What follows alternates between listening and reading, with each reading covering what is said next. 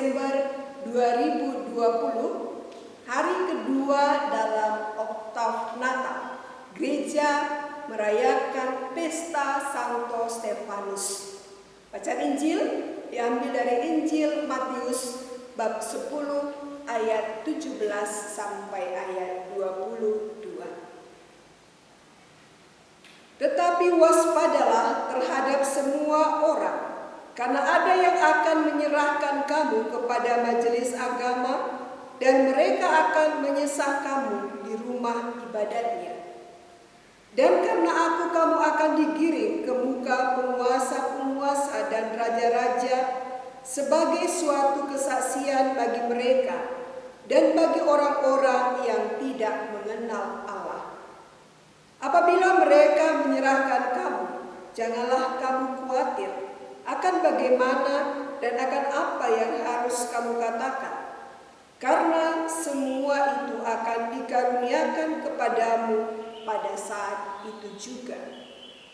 Karena bukan kamu yang berkata-kata, melainkan Roh Bapamu, Dia yang akan berkata-kata di dalam kamu.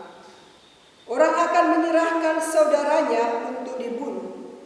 Demikian juga seorang ayah akan anaknya, dan anak-anak akan memberontak terhadap orang tuanya dan akan membunuh mereka.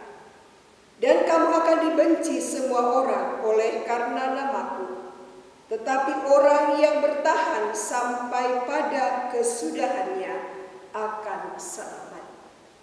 Demikianlah sabda Tuhan.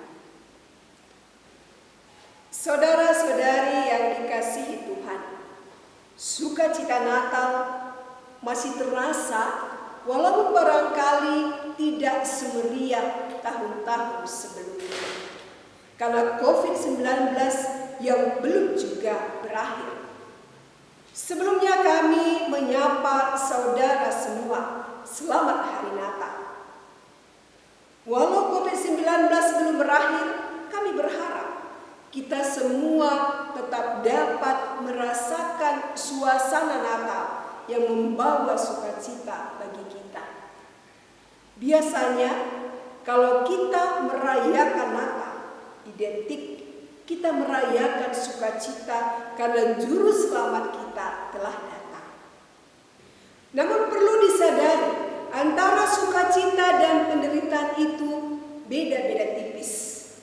Mungkin banyak dari kita ketika merayakan sukacita Natal lupa akan penderitaan, pergumulan yang dialami oleh Yesus, Maria, dan Yosef.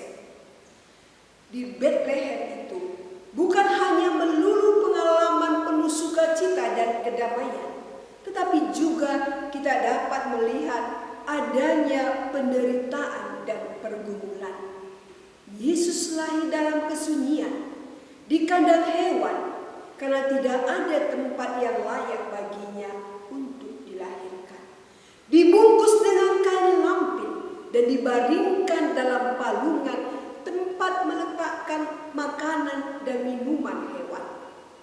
Hanya Yosef dan Maria dan tiada yang lain. Bisa kita rasakan apa yang dialami keluarga kudus. Dengan ini kita sebagai umat beriman diajak untuk senantiasa tekun dalam beriman. Hari ini masih dalam masa Natal, masih dalam sukacita, gereja memperingati Santo Stefanus, martir pertama. Santo Stefanus adalah contoh apa artinya ketekunan dalam beriman, ketekunan dalam mengikuti Kristus.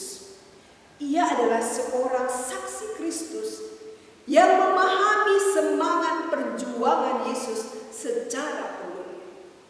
Ia dengan berani membela iman kepercayaannya sampai saat akhir hidupnya dengan tetap berada di jalan Tuhan. Ia mampu bertahan bukan karena kekuatannya sendiri, melainkan karena pengharapannya akan janji-janji Allah yang tak tergoyahkan. Inilah hadiah Natal Stefanus yang dan indah, yakni memberikan hidupnya sendiri dengan mengatakan, "Ya Tuhan, terimalah rohku." Kemartiran Stefanus menginspirasikan kita dengan semangat dan sukacita Natal. Kita diberikan kekuatan dan keberanian memberi kesaksian tentang iman kita lewat perkataan maupun perbuatan kasih. Dan inilah hadiah Natal kita.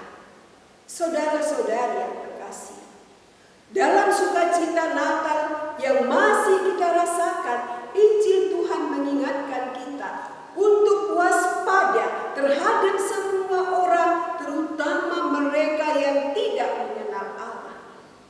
Berhadapan dengan mereka, kita diajak untuk memberi kesaksian tentang iman kita lewat perkataan maupun perbuatan seperti Santo Stefanus.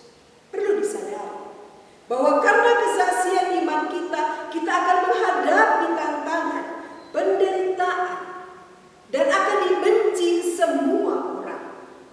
Kesaksian iman kita akan menjadi ujian akan kecintaan kita kepada Tuhan. Tetapi Tuhan meyakinkan kita agar jangan takut. Pemeliharaan Allah akan meredakan rasa khawatir, baik khawatir akan benda yang diperlukan ataupun kata-kata yang hendak diucapkan, karena Roh Tuhan akan membantu kita. Orang yang bertahan sampai pada kesudahannya akan selamat. Demikian disampaikan oleh Yesus. Saudara-saudari yang terkasih, para murid menghadapi banyak penganiayaan dari para penguasa bangsa-bangsa lain. Tapi mereka tidak takut karena yakin akan kekuatan dan pertolongan dari Tuhan.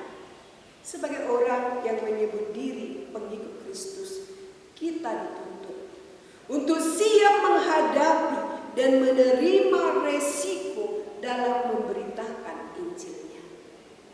Kita mungkin tidak dihadiri dalam persidangan para penguasa, namun kita seolah-olah juga dihadiri oleh dunia kalau kita mencoba untuk menerapkan kebaikan dan nilai-nilai Kristiani. Sebagai contoh, kalau kita menolak korupsi di tengah-tengah situasi pekerjaan yang hampir semuanya terlibat dalam korupsi, maka kita dapat diasingkan dan dijauhi. Ketika anak-anak ujian dan tidak mau membantu teman, dikatakan sok pintar. Tidak mau diajak merokok, dikatakan tidak jantan. Bapak membantu pekerjaan ibu di rumah, dikatakan suami takut istri. Kalau kita berani mengatakan yang benar, kita akan dibenci. Kalau kita menjadi orang yang disiplin, dikatakan kaku, sok hebat, mencari muka pada pimpinan. Semua seakan serba salah. Ini menjadi tantangan dan perjuangan serta ujian bagi iman kita. Saudara-saudari yang terkasih, apakah kita mampu bertahan terhadap semua ini? Ingat apa yang telah dinasihatkan oleh Yesus. Orang yang bertahan sampai pada kesudahannya akan selamat.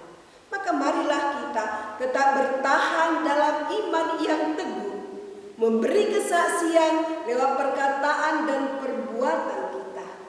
Inilah hadiah Natal kita bagi sesama. Tuhan memberkati.